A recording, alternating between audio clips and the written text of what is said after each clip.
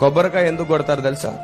ఎవరు అంటుకొని ముట్టుకొని నీళ్లు దేవునికి సమర్పించాలి అనే మంచి హృదయం, అది మంచి ఉద్దేశం, అది అందుకు కొబ్బరికాయ కొడతారు. మరి ఎవరు అంటుకొని నీరు, ఎవరు ముట్టుకొని నీరు ఎక్కడుంది? కొబ్బరికాయలు తప్ప ఇంకెక్కడ లేదు కదా, అవునా కదా? అందుకని ఆ నీటిని సమర్పించాలనే ఉద్దేశం అంతే.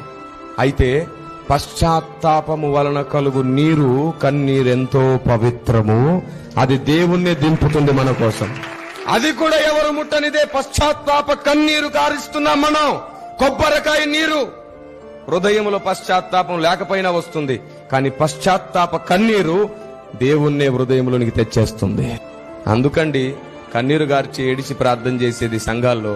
ఏడుపు కొట్టు మొకాలం కాదు, మొత్తం ఏడుపు కొట్టు ప్రపంచాన్ని బాగు చేద్దామని ఏడుస్తున్నాం. దేవునికి స్తుతి కలుగునుగాక. ఆమేన్. Download ShareChat.